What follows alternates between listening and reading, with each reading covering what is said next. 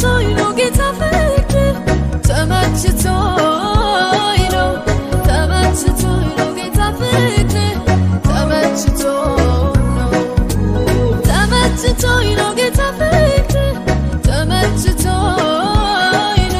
ተመችቶኝ ነው ጌታ ፍቅር ተመችቶኝ ነው ካንተ ጋር በማን ማደር ካንተ ጋር በማን ማደር ካንተ ጋር። ሃሌሉያ! ክብር ለእግዚአብሔር ይሁን። ኢየሱስ ክርስቶስ ጌታ ነው። የእግዚአብሔር ስም የተባረከ ይሁን። እግዚአብሔር እጅግ አድርገን እናመሰግናለን ስለነበረን የእግዚአብሔር መልካም ጊዜ። እግዚአብሔር ስም የተባረከ ይሁን። እግዚአብሔር ጥሩ ጊዜ ሰጥቶናል። አሜን። እግዚአብሔር ይመስገን። ጥቂት ሀሳቦችን እናገርና ወደ ዛሬው ሀሳብ እሄዳለሁ። ባለፈ ሳምንት ዊኒፔግ ኮንፈረንስ እንደነበረ ነው ታውቃላችሁ። ስለዚህ በዛ ወንድማችን ፕሮፌት ጆሹዋ በሱ ቸርች እና ይሄኛው ቸርች የኛ ቸርች አንድ ላይ ሆነው ኮንፈረንስ ነበረን።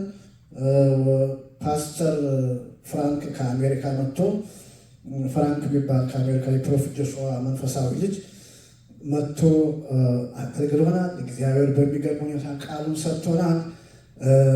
የቃሉን ደጅ እግዚአብሔር ከፍቶልን ነበር። የቃሉን ኃይል እግዚአብሔር በሱ አማካኝነት አስተምሮናል። ከዛ ደግሞ እግዚአብሔር በሱ አማካኝነት ለተለያዩ በሽተኞች ተጸልየዋል። እግዚአብሔር በዛ ውስጥ ታላቅ ስራን ሰርቷል። ምስክርነት አለ። እግዚአብሔር በተለያየ አይነት መልክ ደግሞ የተያዙ እስራታቸውን በጥሷል። እግዚአብሔር በቃ በእውነት በእነዚያ 3 ቀናቶች ሰኞ፣ ማክሰኞ፣ ቅዳሜ፣ እሑድ፣ ሰኞ ነው ሜይ 17፣ ሜይ 18፣ ሜይ 19 እና በእነዚህ ቀናቶች እግዚአብሔር በዛ ቦታ በእውነት ድንቅ አድርጎልናል። መጨረሻው ቀን ደግሞ የኢምፓርቴሽን የአገልግሎት ጸጋ መካፈል ተካፍለናል። እግዚአብሔር ይመስገን። ስለዚህ በዛ ድንቅ ነገር አድርጓል እግዚአብሔር። ሌላው ከሱ ጋር የመጡ ከአሜሪካ 2 ሰዎች ነበሩ። እነሱም አሉ። ከክሽነር የመጡ አንድ ሙዚቃ የሚጫወት አንድ ደግሞ የሚዘምር እንደዚሁም ከብራንደን ደግሞ ከዊኒፔግ እግዚአብሔር አንድ ቤተሰቦች ትዝ ብላችሁ ከሆነ እነዚያም አንድ ቤተሰብ ናቸው። ሙዚቃ የሚጫወት የሚዘምሩ እግዚአብሔር የሚገርም ጸጋ ያለባቸው እግዚአብሔር አምላክ የተመሰገነ።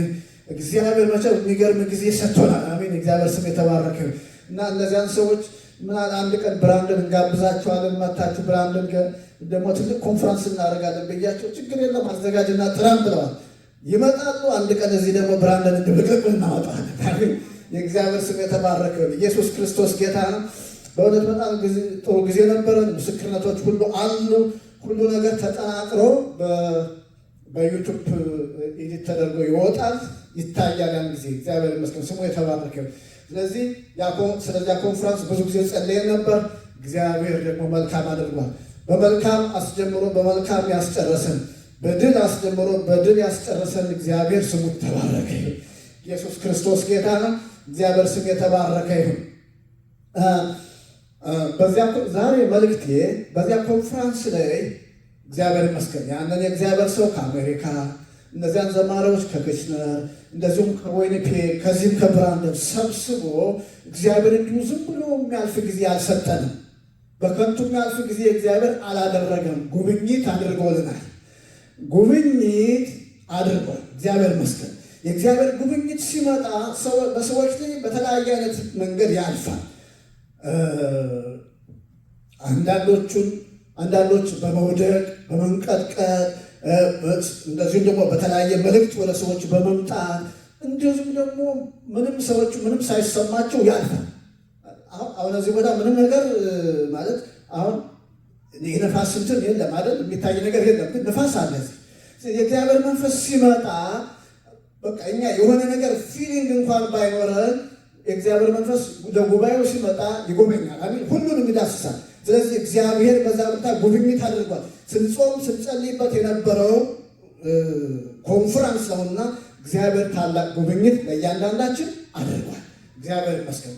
በጊዜው ደግሞ የተረዳነው መረዳት አለ፣ የተቀበልነው መልእክት አለ፣ የተሰማን ስሜት አለ።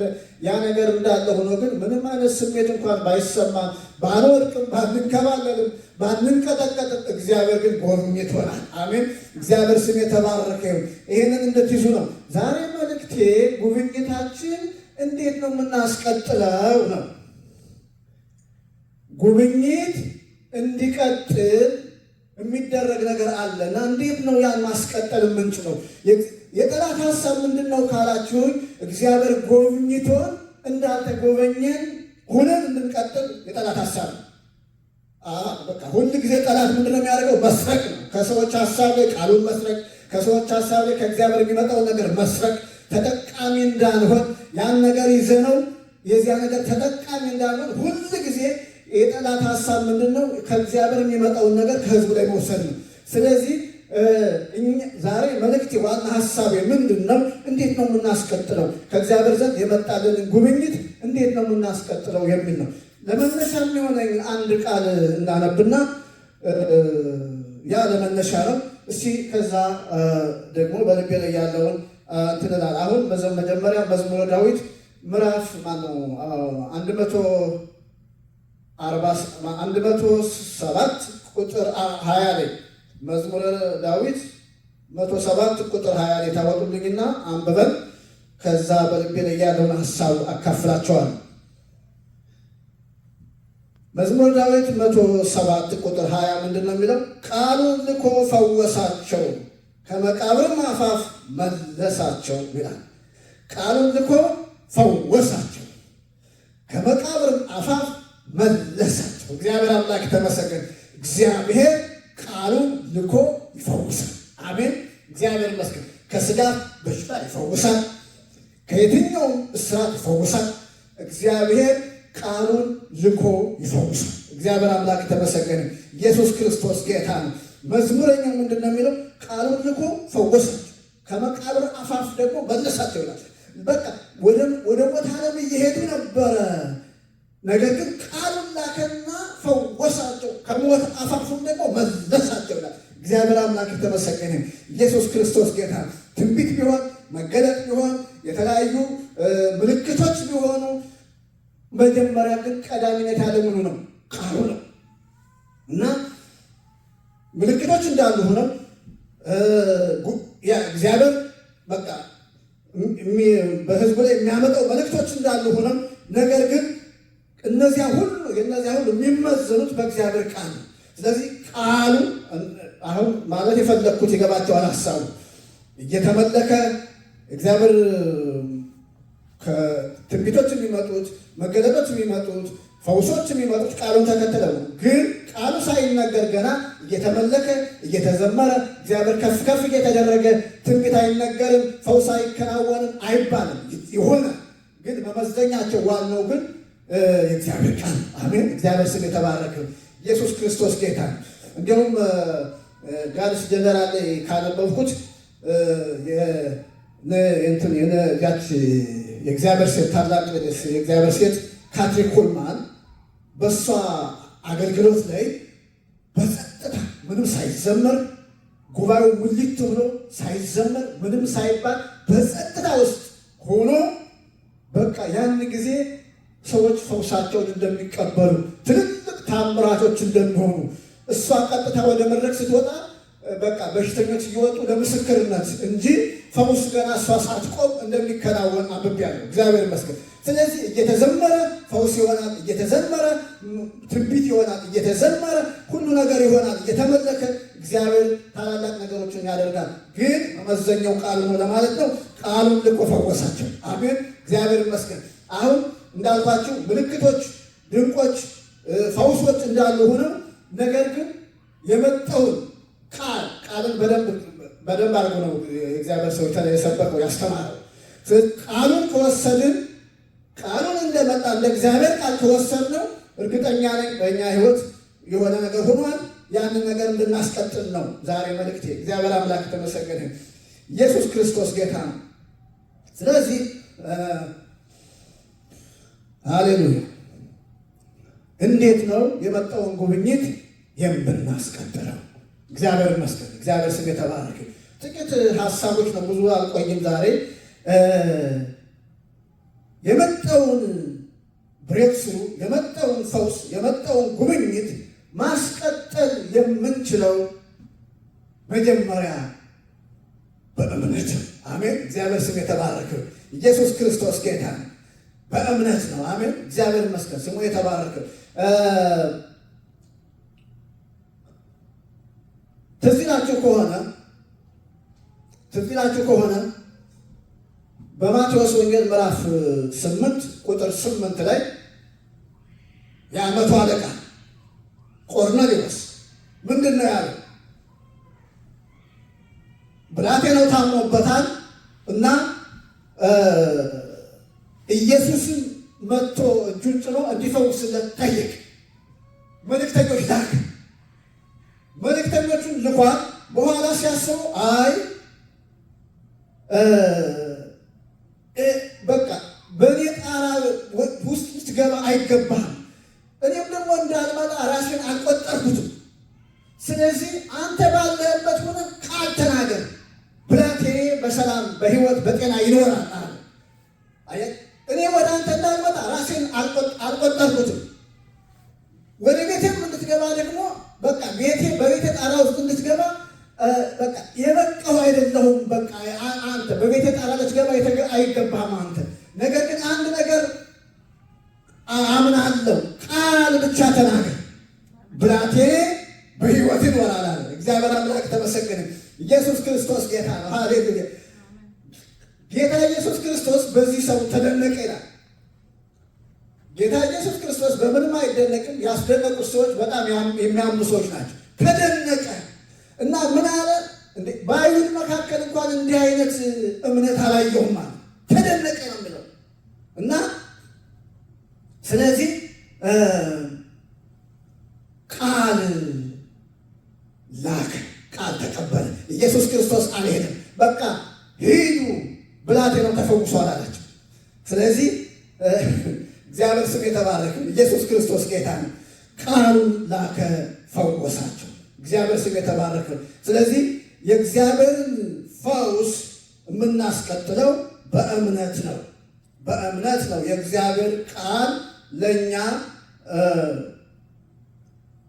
ሲመጣ ልናምነው ያስፈልጋል እና አንደኛው ፈውሳችን የምናስቀጥለው በእምነት ነው ብያቸዋለሁ። ለዚህ ማረጋገጫ የሆነ ሉቃስ 1 ቁጥር 45 ላይ ነው። ሉቃስ 1 ቁጥር 45 ላይ ይህንን እናነብና ሀሳቡ ይገባናል። የእግዚአብሔር ስም የተባረከ። ኢየሱስ ክርስቶስ ጌታ ነው። ሉቃስ 1:45 ምንድን ነው የሚለው?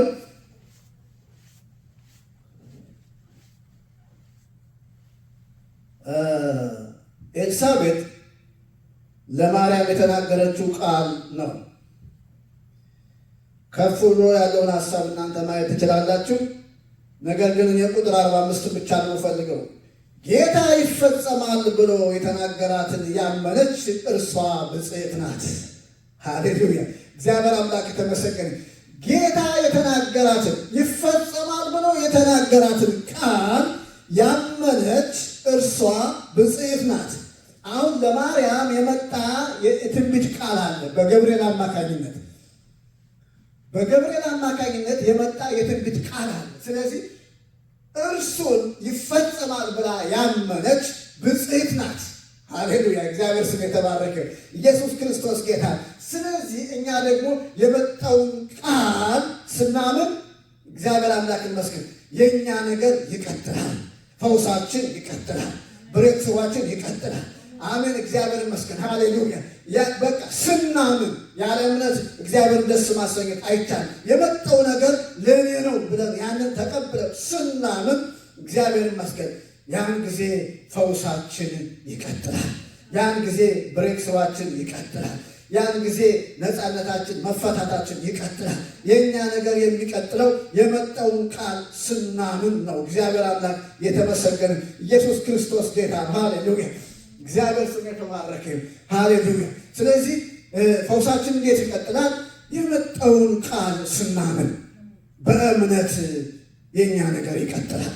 አሜን። በእምነት የእኛ ነገር ይቀጥላል። እግዚአብሔር ይመስገን። ስለዚህ እናምናለን። አሜን። ትዝ የሚላችሁ ከሆነ በዮሐንስ ወንጌል ምዕራፍ 20 ቁጥር 29 እንግዲህ ቶማስ ኢየሱስ ክርስቶስ ከሙታን እንደተነሳ ኢየሱስ ክርስቶስ ከሙታን ተነስቷል ሲሉት አላመንም ነበር፣ አልነበረም። አየነው እኮ ኢየሱስ ክርስቶስ ከሙታን ተነስቷል ሲሉ እኔ አላምንም አለ።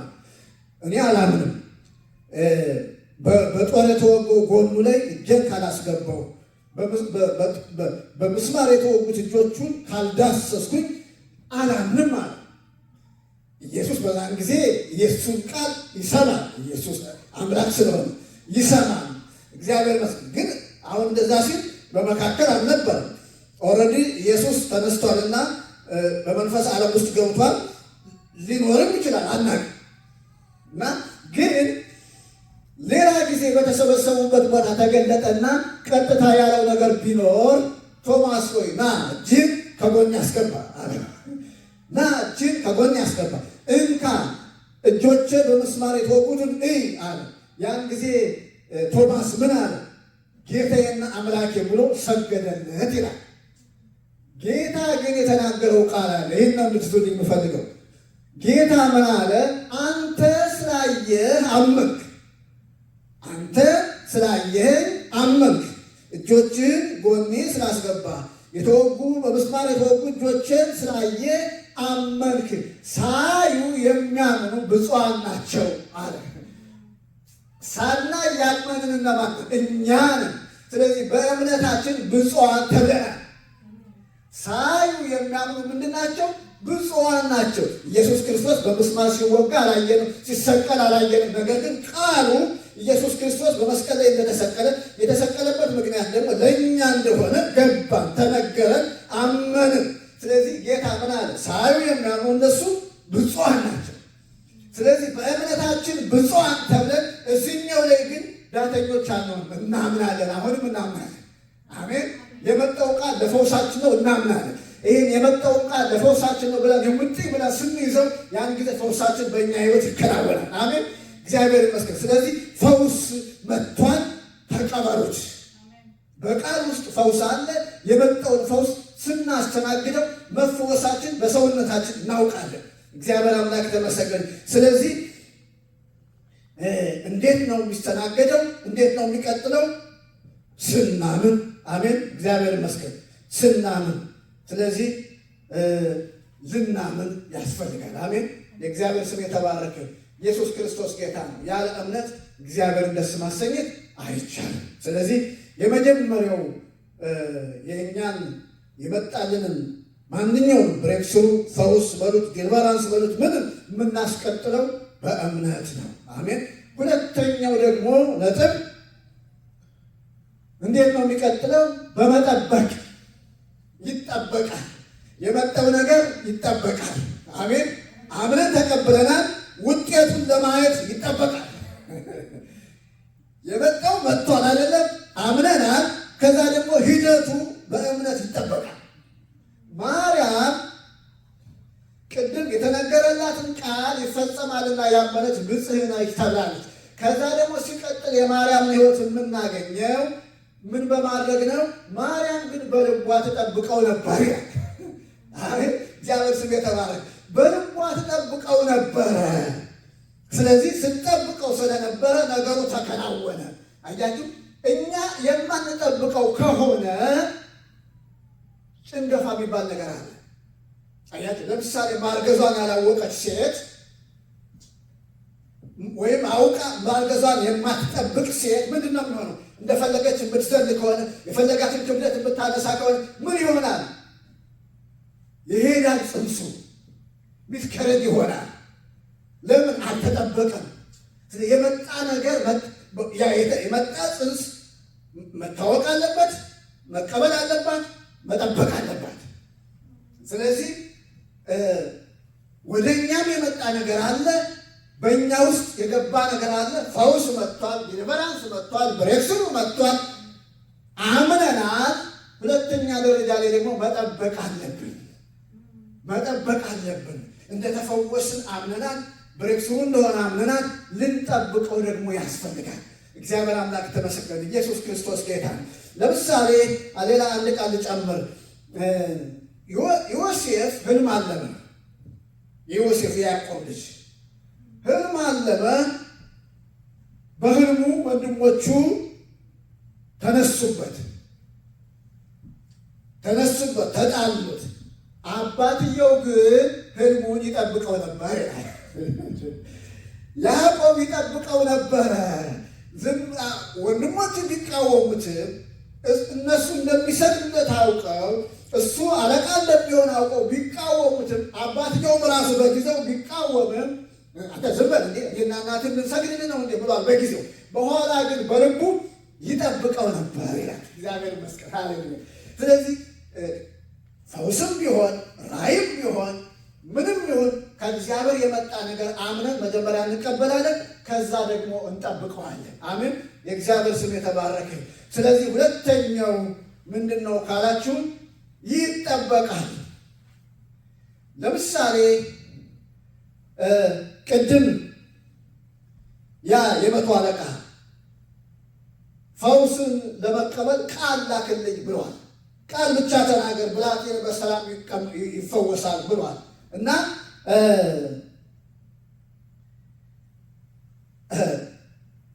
ያ ሰው የመጣውን ቃል በስንት ሰዓት ፈውስ እንደተከናወነ ጠይቋል። ይጠብቅ ነበር። ፈውስ ይጠብቅ ነበር። ይጠብቋል። ኢየሱስ ክርስቶስ ተናግሯል። የተናገረው በእምነት ተቀብሏል። ፈውሱ ተከናወነ አልተከናወነ ይጠብቃል። አያት ይጠብቅ ነበር። እግዚአብሔር አምላክ ተመሰገነ። ስለዚህ ለምሳሌ ሉቃስ 17:17 ቆይ ይቅርታ፣ ይሄ አይደለም።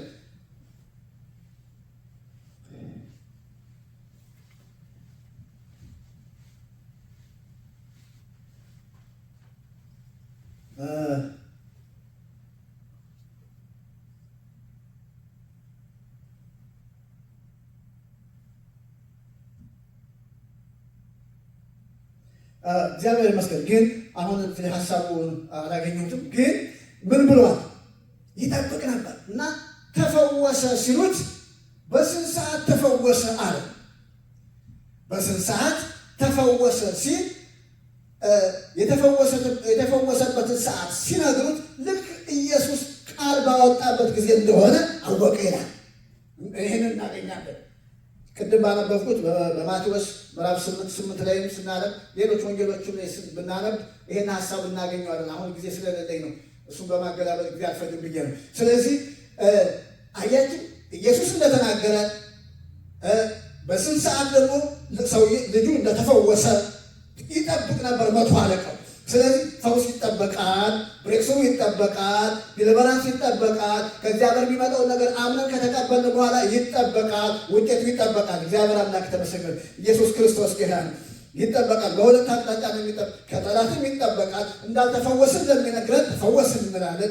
ነፃነት እንዳላገኘን ብሬክስሩ እንዳላገኘን ለሚነግረን ነው ተከናውኖልኛል እንላለን፣ መልስ እንሰጣለን። እንደገና ደግሞ ውጤቱን እንጠብቃለን። አሜን። በሁለት አቅጣጫ ነው የሚጠበቀው። ጠላቱን ጊዜ ቅድም እንዳልኳችሁ እኛን ነገር ሊያስጥል በተለያየ መንገድ ይመጣል።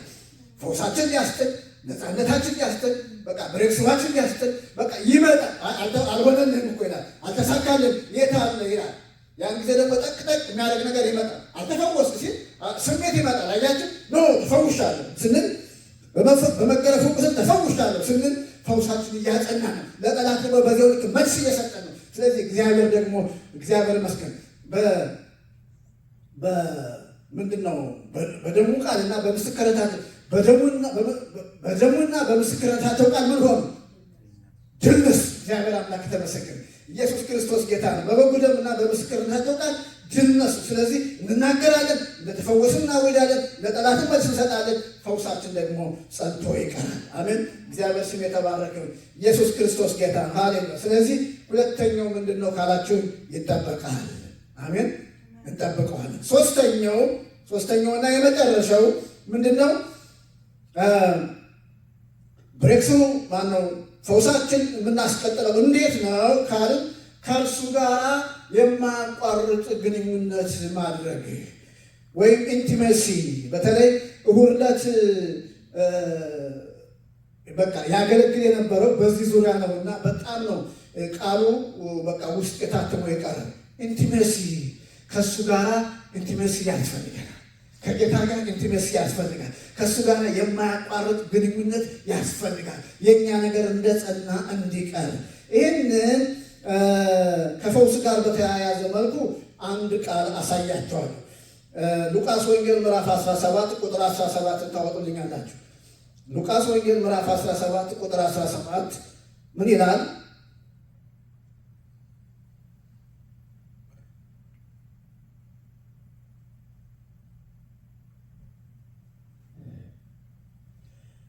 ከፍ ብሎ ያለውን ሀሳብ እናንተ ስታነቡ 10 ለምጻሞች መጡና ጌታ ሆይ እባክህ ፈውሰናል። ለምጻሞች ናቸው። ለምጻም በዛን ጊዜ ከሕዝቡ ጋር መቀላቀል የለበትም። የለምጽ ምልክት ከታየበት ለብቻው መገለል አለባቸው። ሰው በሌለበት ቦታ መገለል አለባቸው። እንደገና ቡትቶ ነገር መልበስ አለባቸው። አፋቸውን መሸፈን አላቸው። እኔ እርኩስ ነኝ እያሉ መናገር አለባቸው እና ከሰው ጋር አይቀላቀሉም። ኢየሱስ ግን እየፈወሰ እንደሆነ ስለሰሙ እነዚህ ሰዎች በድፍረት ወደ ኢየሱስ መጡና እባክህን አንጻን አሉት። ኢየሱስ ደግሞ በቃ ሂዱና መንጻታችሁን ለካህን አሳዩ ብሏቸዋል። ስለዚህ እየሄዱ እያሉ ወደ ካህን እየሄዱ እያሉ ነጹ፣ ሁላቸው ተፈወሱ እና አንደኛው መቀጠል አልቻለም። ወደ ኢየሱስ ተመለሰና ጌታ ሆይ ተፈወስኩ እኮ ብሎ በጌታ ስር ወደቀና ሰገደ ይላል። ሰገደ። በኋላ ጌታ ምን ይላል? ቁጥር 17 አነባለሁ። ምዕራፍ 17 ኢየሱስም እንዲህ ሲል ጠየቀው ይላል፣ የነጹት 10 ሰዎች አልነበሩምን? ታዲያ 9ኙ የት ደረሱ?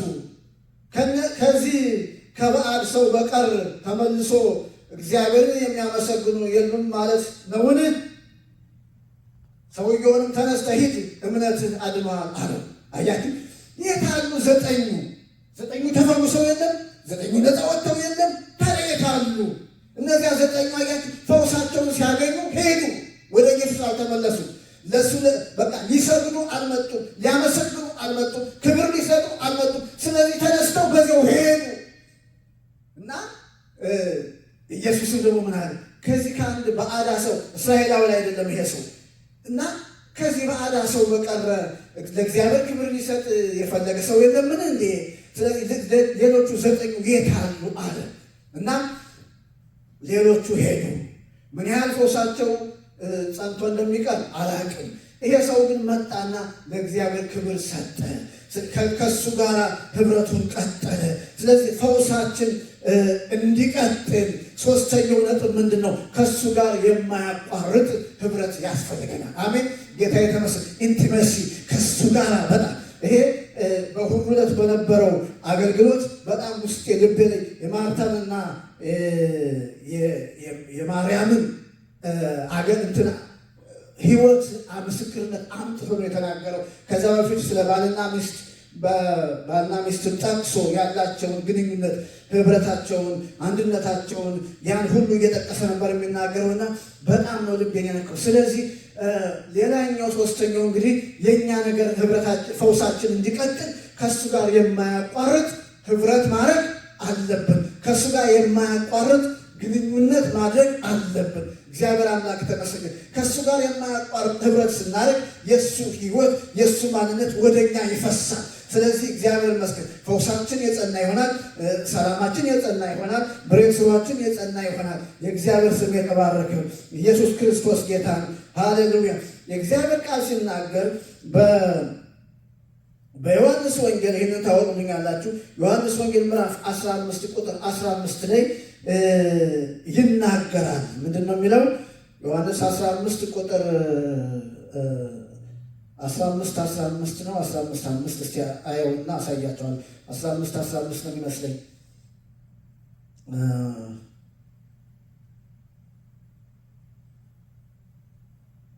ቁጥር 5 ነው። ይቅርታ 15 አልኳቸው። ምዕራፍ 15 ቁጥር 15 ቁጥር 5 ምንድን ነው የሚለው? እኔ የወይን ተክል ነኝ፣ እናንተም ቅርንጫፎች ናችሁ። ማንም በእኔ ላይ ቢኖር እኔም በእርሱ ብኖር እርሱ ብዙ ፍሬ ያፈራል። ብዙ ፍሬ ከማፍራት ጋር ተያይዞ የሚነገር ክፍል ነው። ግን ምንድን ነው የሚለው? የመጀመሪያው ሀሳብ እኔ የወይን ግንድ ነኝ፣ እናንተ ደግሞ ቅርንጫፎች ናችሁ። ቅርንጫፍ ያለው ከወይኑ ጋር ግንዱ ጋር ተጣብቆ ነው። እኛ ከግንዱ ጋር ተጣብቀን በግንዱ ውስጥ ያለው በረከት ሁሉ፣ በግንዱ ውስጥ ያለው ሕይወት ሁሉ ወደኛ ይፈሳል። ሕይወት ወደኛ ይፈሳል። ጤንነት ወደኛ ይፈሳል። ሰላም ወደኛ ይፈሳል። በረከት ወደኛ ይፈሳል። ደስታ ወደኛ ይፈሳል። ግንዱ ጋር እስከተጣበቅን ድረስ በግንዱ ውስጥ ያለው ነገር ሁሉ ወደ ቅርንጫፉ ይፈሳል። ለዚያ ነው ቅርንጫፉ ላይ ልምላሜ የምታየው፣ ቅርንጫፉ ላይ አበባ የምታየው፣ ቅርንጫፉ ላይ ፍሬ የምታየው። ስለዚህ ግንዱ ጋር ያለው ነገር በሙሉ ቅርንጫፉ ላይ አለ። አሜን፣ እግዚአብሔር ይመስገን። ስለዚህ ከሱ ጋር ህብረታችን፣ ግንኙነታችን፣ አንድነታችን፣ መጣበቃችን ከቀጠለ በሽታችን እየከሰመ አሜን፣ ጉስቁልናው ከኛ እየጠፋ እግዚአብሔር አምላክ የተመሰገነ ይሄዳል። አሜን። የኛ ነገር የሚቀጥለው ብሬክስዋችን የሚቀጥለው ፈውሳችን የሚቀጥለው በቃ ዲሊቨራንሳችን የሚቀጥለው ከሱ ጋር የማያቋርጥ ህብረት ስናደርግ ነው። ከሱ ጋር ፈውሳችን ተቀብለን ከሱ ከራቅን ተመልሶ እዛ ቀንበር ውስጥ እንሆናለን። አያችሁ፣ እንዲሁም አንድ ቦታ ምንድን ነው የሚለው? ሰይጣን ከሰዎች ከወጣ በኋላ ወደ ምድረ በዳ ይሄዳል ነው የሚለው። ወደ ምድረ በዳ ይሄዳል። ከዛ ያኛው የነበረበት ቦታ ጸድቶና አምሮ ካገኘው ሌላ ከሱ የከፉ 7,000 ይዝና ተመልሶ ይመጣና ይገባል። ለዚያ ሰው ከዛ በፊት የከፋ ይሆናል ነው። ምንድን ነው ጸድቶ ማለት ነው? ከጌታ ርቆ ካገኘው፣ ከጌታ ሸሽቶ ካገኘው ነው። ከጌታ ጋር ተጣብቀን ካገኘን አይችልም። አሜን፣ እግዚአብሔር ይመስገን። ስለዚህ የኛ ነገር የሚቀጥለው እንዴት ነው ካላችሁ ከእርሱ ጋር መጣበቅ። እግዚአብሔር አምላክ ተመሰገነ። መጀመሪያ ራሱ ጌታ እኛን ሲጠራን ሰውን ሲፈጥረው እኛን ጥሪው በአዲስ ኪዳን የደረሰ ብሉይ ኪዳን ራሱ ገና አዳምንና ሔዋንን ሲፈጥራቸው የት ነው ያስቀመጣቸው? ገነት ውስጥ አስቀመጠና ከእነሱ ጋር ሁሉ ጊዜ ፌሎሺፕ ያደርግ ነበር። ከእነሱ ጋር ሁሌ ፌሎሺፕ ያደርጋል። እግዚአብሔር አምላክ ተመሰገነ። ፌሎሺፕ ያደርጋል። እግዚአብሔር ይመስገን። ስለዚህ እኛ የተጠራ ነው። መንፈሱን በእኛ ላይ ሕይወቱን በእኛ ላይ አካፍሎናል። በቃ እግዚአብሔር ይመስገን። አሁን ሰማይን በውስጡ ያለውን ምድርን በውስጡ ያለውን ሁሉ በቃል የተፈጠሩት፣ ሰው ግን የእጁ ስራ ነው። በእጁ ብቻ ሰርቶ አላቆመው። እፍ አለና የእሱን ሕይወት ዘዌ የተባለውን ሕይወት የራሱን አይነት ሕይወት በእኛ ውስጥ አስገብቷል። ስለዚህ እኛ ከእግዚአብሔር ሕይወትን ተካፍለናል። አሜን። እግዚአብሔር ስም የተባረከ። ከእግዚአብሔር ሕይወትን ተካፍለናል። እግዚአብሔር ይባላል። ስለዚህ ለህብረት ነው የተጠራ ነው። ለፌሎሺፕ ነው የተጠራ ነው። ከእሱ ጋር አብረን ልንሆን የተጠራ ነው። እግዚአብሔር አምላክ የተመሰገነ። ለኢንቲሜሲ የተጠራ ነው። በረከት ተቀባይ ብቻ አይደለም። ከእሱ ጋር ልንጣበቅ፣ ከእሱ ጋር ሕይወትን ልንካፈል፣ ለዘላለም ደግሞ አብረን ልንኖር ነው የተጠራ ነው። ስለዚህ የእኛ ነገር የሚቀጥለው ከእርሱ ጋር ህብረታችን ሲቀጥል ነው። አሜን። እግዚአብሔር አምላክ ተመሰገነ። እንዴት ነው ህብረታችን የሚቀጥለው ካልን ሁለት ነገሮች እናገራለን። አንደኛው በእግዚአብሔር ቃል ነው። ሁለተኛው ደግሞ በጸሎት ነው። አሜን። እግዚአብሔር ስም የተባረከ። ሃሌሉያ። በቃሉና በጸሎት ከእርሱ ጋር ኮኔክት መሆን እንችላለን። እግዚአብሔር ይመስገን። እግዚአብሔር ቃሉን ሰጥቶናል። መንበርከክ ደግሞ እንችላለን። ቅድም የነገርኳችሁ የማርያምና የማርታ ነገር፣ ማርያም ከጌታ እግር ስር ቁጭ ትል ነበር። ከአፉ የሚወጣውን ቃል ትሰማ ነበር። ማርታ ግን ጉድ ጉድ ትል ነበረ። ጌታ ነው የምታስተናግደው። መልካም እኮ ነው የመጣው፣ የከበረ እንግዳ ነው የመጣው። ጌታ ኢየሱስ ክርስቶስ ነው። ሌላ ዝም ብሎ ተራ ሰው አይደለም። ሰውን ማስተናገድ ሌላም ሰው ቢሆን ራሱ መልካም ነው። ግን አሁን የመጣው ደግሞ ጌታ ነው። እሱን እንደውም ማርያም እንድትረዳት ኢየሱስን ራሱ ግድ አይልም እንዲህ አንተን እንደዚህ ስደክም ብላለች። እሷ የጠበቀችው ኢየሱስ ማርያምን ሂጂ እርጃት፣ እንዴ አንቺ እህትሽ እየደከመች እንዲላት ነበር። ግን ጌታ ያለው ምንድን ነው? ማርያም መልካሙን መርጣለች፣ ከእሷም አይወሰድባትም። ማርታ ማርታ አንቺ ግን በብዙ ትታወቂያለሽ፣ በብዙ ትጨነቂያለሽ፣ የሚያስፈልገው አንድና ጥቂት ነገር ነው አለ። እግዚአብሔር ይመስገን። ስለዚህ በዚህ ላይ የምንማረው ነገር ምንድን ነው ብትሉ እንደ ማርያም እግሩ ስር ቁጭ ማለት፣ ከአፉ ቃልን መስማት፣ ለቃሉ ጊዜ መስጠት፣ በጸሎት መንበርከክ ያስፈልጋል። ያን ጊዜ የእኛ ነገር ይቀጥላል። አሜን። እግዚአብሔር ስም የተባረከ። ይህንን ቃል በልባችን ይታተም እንጸልያለን። እግዚአብሔር አባት በጌታ በኢየሱስ ክርስቶስ ስም እጅግ አድርገን እናመሰግንሃለን። ስለመጣው ቃል እናመሰግንሃለን። የእኛ ነገር ከአንተ ጋር ተጣብቀን ይቀጥላል። ሕይወታችን ይቀጥላል። ደስታችን ይቀጥላል። ሰላማችን ይቀጥላል። ፈውሳችን ይቀጥላል። ብርክስዋችን ይቀጥላል። ደስታችን ይቀጥላል። አገልግሎታችን ይቀጥላል። እግዚአብሔር አባት በኢየሱስ ክርስቶስ ስም እናመሰግንሃለን። ስም የተባረከ ይሁን። ስለመጣው ቃል ተመስገን። ይሄ ቃል 100 ፍሬ ያፍራ። ለቃሚያ ጋንንታዊ ወፎች በኢየሱስ ስም የታሰሩ እናመሰግንሃለን። ሁሉ ለአንተ ክብር ይሁን በኢየሱስ ክርስቶስ ስም አሜን።